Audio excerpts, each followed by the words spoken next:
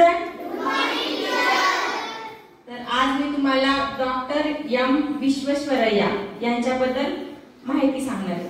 Okay, त्यांचा जन्म कुठे झाला, त्यांनी आपल्यासाठी काय काय काम केलं ते आपण जाणून घेणार आहोत. तर आता यांचं नाव आहे डॉक्टर एम विश्वेश्वरय्या. तर यांचं नाव काय होतं? एम विश्वेश्वरय्या. एम म्हणजे काय? मोक्षगुंडम. काय एम म्हणजे काय? मोक्षगुंडम. आणि त्यांचं नाव होतं विश्वेश्वरय्या. मोक्षगुंडम विश्वेश्वरय्या असं पण त्यांना म्हणतात.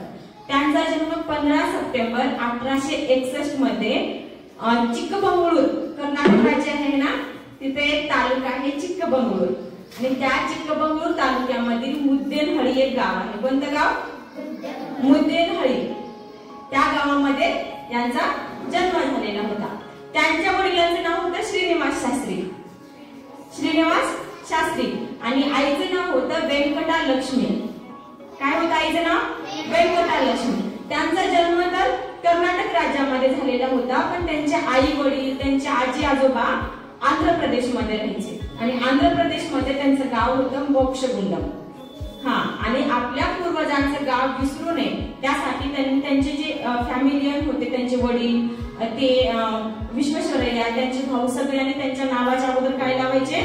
मोक्षगुंडम. काय लावायचे? की त्यांचं जे पूर्वजांचं गाव आहे ते काय होऊ नये, विसरू नये म्हणून मोक्षगुंडम लावायचे. पण त्यांचं सरनेम काय होतं? शास्त्री होतं. आणि वडिलांचं नाव श्रीनिवास शास्त्री. आता हे ज्या वेळेस 15 वर्षाचे होते, कोण?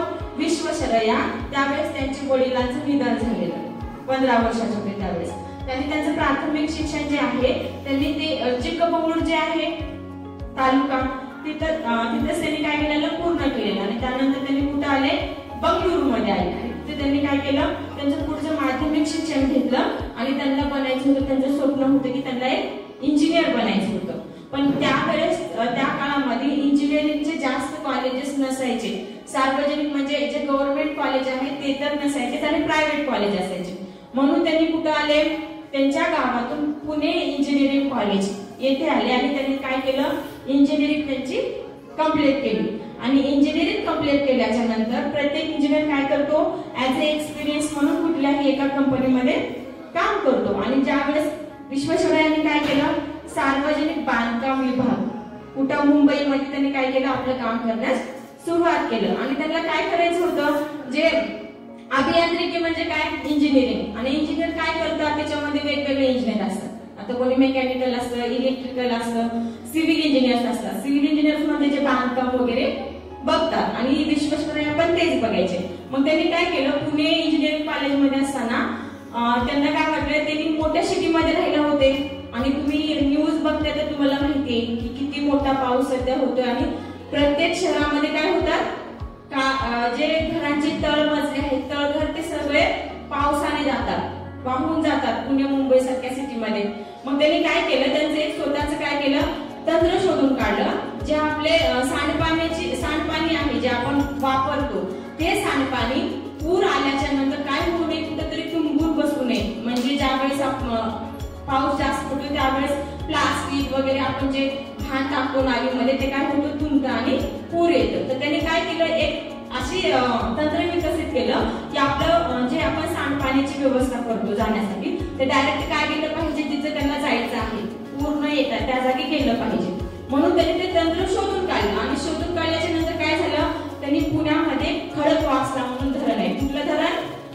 डॅम आहे खडकवासला. त्याच्यामध्ये तो प्रयोग करून बघितला. आणि त्यांचा तो प्रयोग काय झाला? सक्सेसफुल झाला. मग सक्सेसफुल झाल्याच्या नंतर त्यांना काय झालं? म्हैसूर राज्यामध्ये एक कृष्णराज सागर धरण आहे. कुठलं? कृष्णराज सागर. आणि ते धरणाला काय करायचं? विकास करण्यासाठी आणि त्या धरणावरती पण तो सांडपाण्याचा प्रयोग करण्यासाठी काय केलं? तिथल्या सरकारने त्यांना तिथं बोलवून घेतलं. आणि त्यावेळेस त्यांनी काय केलं? तोच प्रयोग कृष्णराज सागर धरणावर पण अप्लाय केला. आणि त्यावेळेस तो प्रयोग सक्सेसफुल झाला त्यांचा.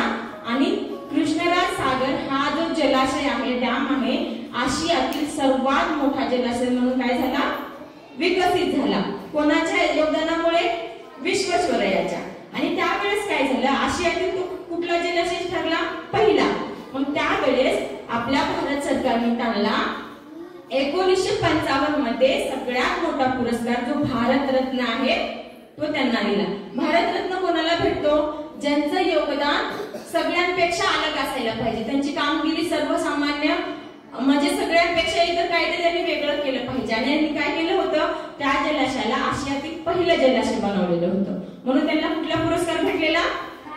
भारतरत्न. कुठल्या इसवी सन मध्ये? 1955 मध्ये.